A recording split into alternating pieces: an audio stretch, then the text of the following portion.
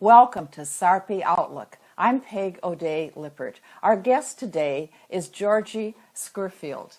Georgie is a licensed clinical social worker and the director of the Sarpy County court-appointed special advocate program known as CASA. Welcome, Georgie. Thank you, Peg. It's good to be here. Peg and I have known each other for some time as social workers in Nebraska.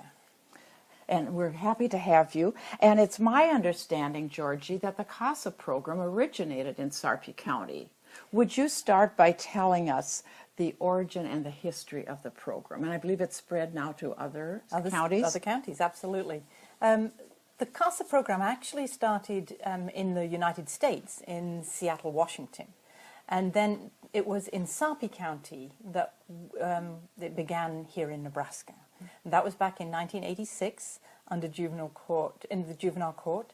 They decided that the judge at the time was Judge Staley, and Judge Staley decided that he needed more information about children who became under the jurisdiction of the court because they'd been abused or neglected.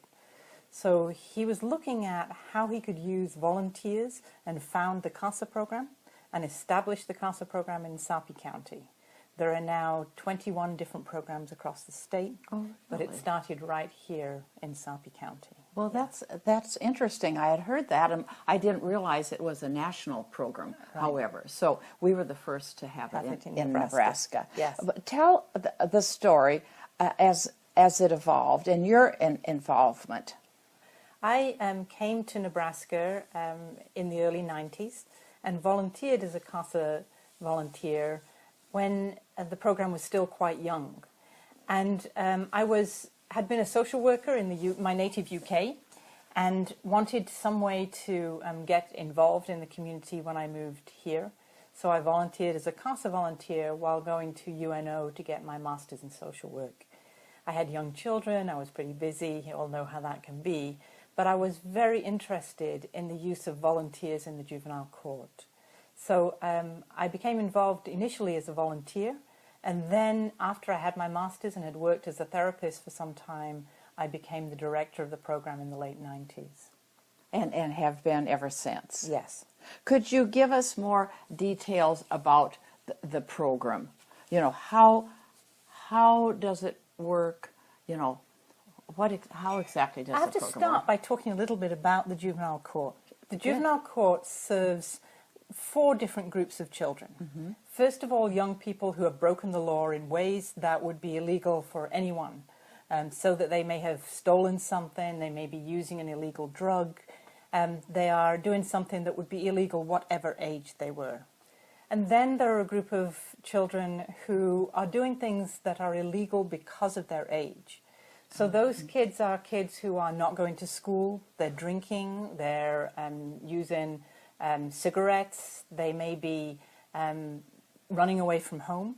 Those children come under the jurisdiction of the juvenile court in order to help their parents to be better parents to them and get them back to where they need to be. There are also young people who come under the jurisdiction of the court because they have very severe mental health issues that need help, parents need help in addressing. Sometimes they even need help in paying for services for those children. And then there are the children that CASA volunteers work with.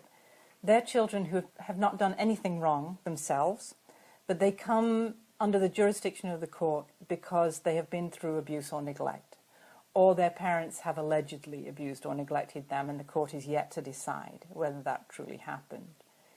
Those children are often removed from home by law enforcement or by the workers at the Nebraska Department of Health and Human Services, and placed with relatives or in foster care. The court becomes involved to defend their rights and those of the parents and to make decisions about what should happen to them. At that point, the judge can decide that this family of children needs a CASA volunteer. CASA volunteers are screened and trained and then appointed by the judge to work with one family of children at a time. And they're there to provide advocacy for those children. The attorneys who are in the case are representing the parents and representing the state of Nebraska in prosecuting those parents. And then there is an attorney who's appointed as a guardian ad litem, an attorney to represent the best interests of the children. There's also a CASA volunteer. And the CASA volunteer... So the guardian ad litem is a CASA? No. Oh, The that's CASA, additional. Yeah, and there is also a CASA volunteer. Okay. The thing that makes the CASA volunteer important is that they work with one child or one family of children at a time. So unlike the caseworkers in the case, the attorneys in the case, everyone else who's worrying about many different families, the CASA volunteer just has one family that they're concerned about. This gives them the opportunity to visit with the children often, to get to know them well, and to visit with all the adults in the case, and to make a report to the judge each time he or she is making a decision about what should happen to the children in a very personal way about those children. Do the CASA volunteers work in conjunction with the guardian ad litem, or are they quite separate in their approach to these cases? They work closely with the guardian ad litem, but they don't have to agree with the guardian ad litem. The judge is prepared to accept the CASA report entirely independently, so that they can present something different from the guardian ad litem if they see things that are different. Very often, though, the guardians ad litem enjoy having a CASA volunteer. It gives them better information and gives them someone who has more time to spend with the children and really get to know their needs. In a family where there is a lot of siblings, it's particularly important that we have a CASA volunteer, so that each of those children have their needs advocated for with the judge. The judge is aware of what each of them needs. Okay. So the CASA volunteers only work with the latter group of children under the jurisdiction of the court. That's those correct. who are either abused or Neglected. or alleged to be Yes. abused. Or, Of course, when children have been through abuse or neglect, they also are often those children who are getting themselves into trouble in other ways. So sometimes we have CASA volunteers who are advocating for kids who the first time they came into the court was perhaps because they weren't going to school, or they were out after curfew late at night in a park in Bellevue or in Papillion, and they were picked up by the police. But when there was an investigation, what was discovered was that they were not getting the parenting that they should at home. Most of the parents that we work with in the long term are struggling with addiction or domestic violence or mental illness. And of course, sometimes all three. So we are looking in the beginning of the case very much at how those parents can become the parents the children need them to be, how we can help those parents to do better. CASA volunteers and newcomers to child welfare are often surprised at how attached children are to their parents, even when those parents appear to have failed them. So our first job for the first year, year and a half that we work with a family is to try and empower these parents to do better, to be able to parent successfully. And in about 70% of the cases, that's what happens.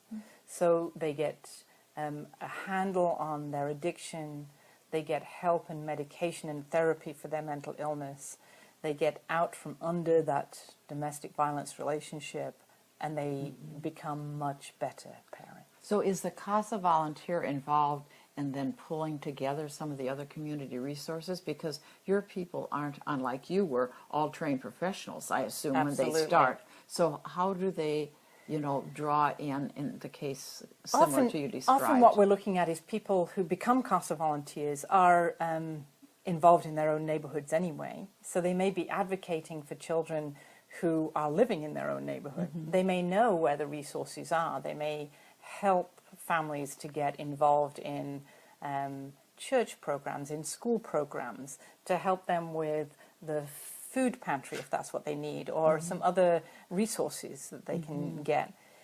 So CASA volunteers will work together with case managers and with the guardian ad litem to identify those resources, and also with myself and the other CASA supervisor to help them to find resources that children need.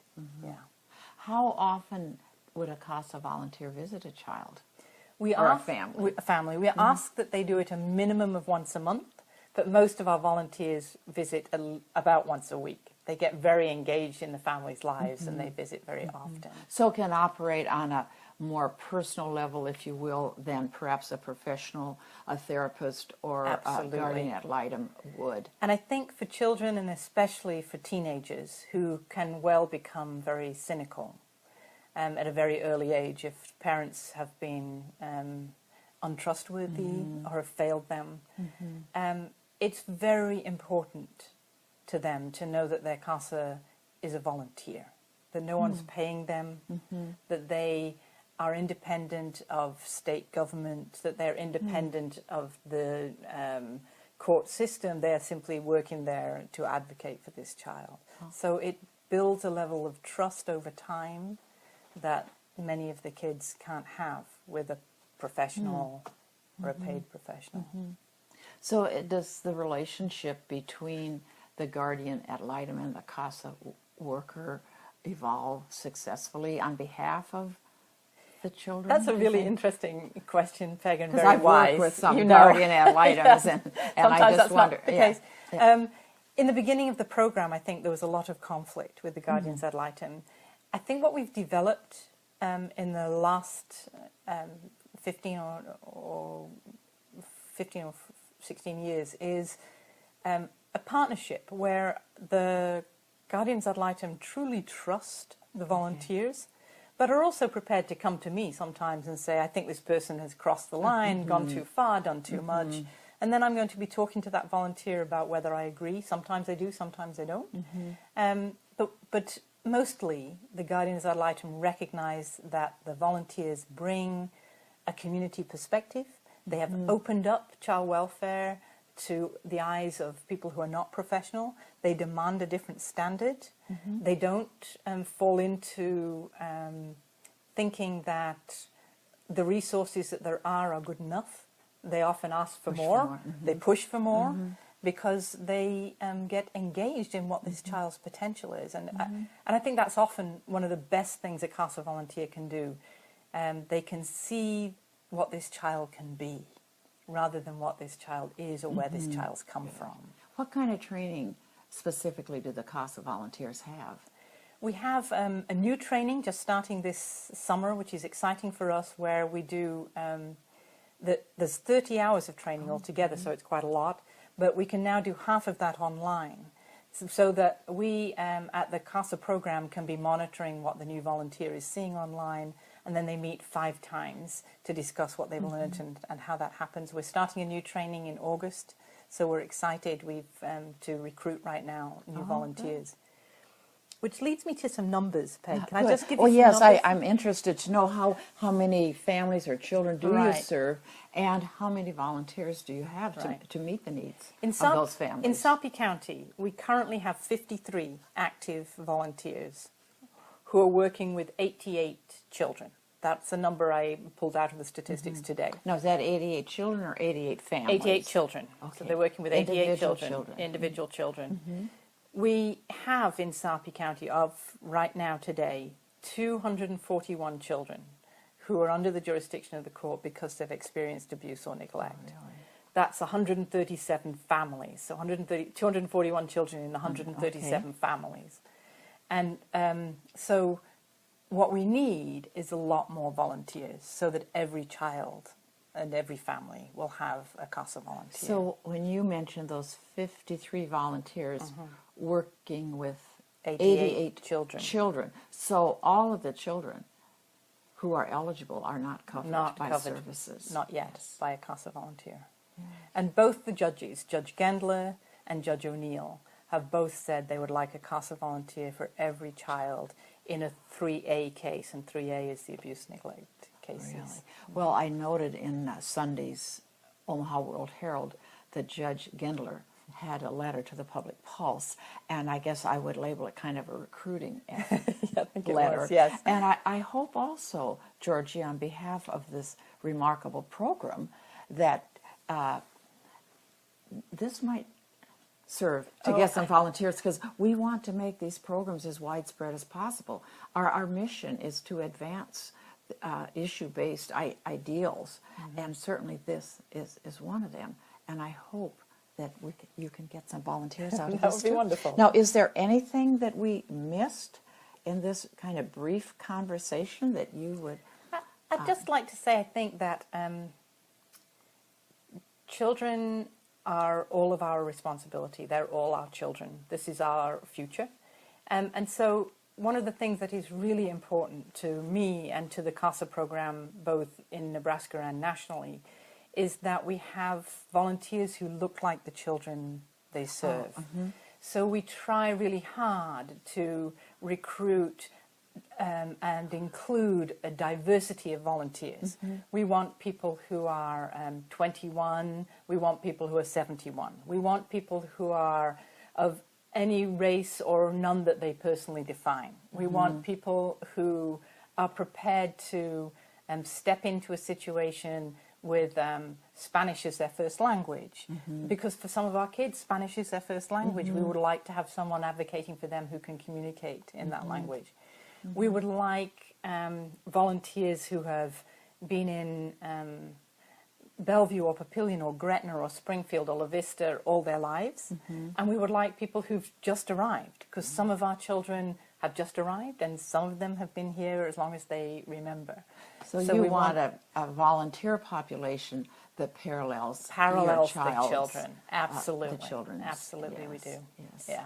And one volunteer just works with one child. Maybe family, one child or one family. family. I see. Yeah, one so family. obviously you're short of volunteers for Yes. the great need that Yes, you have. we are.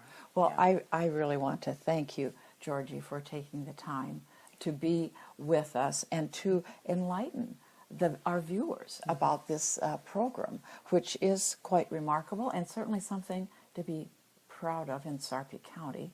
And I agree with you that caring for our children is one of our great democratic values, and we need to all be involved and supportive of the program, even if we aren't a volunteer. Absolutely. Thank you, Peg. Well, thank you.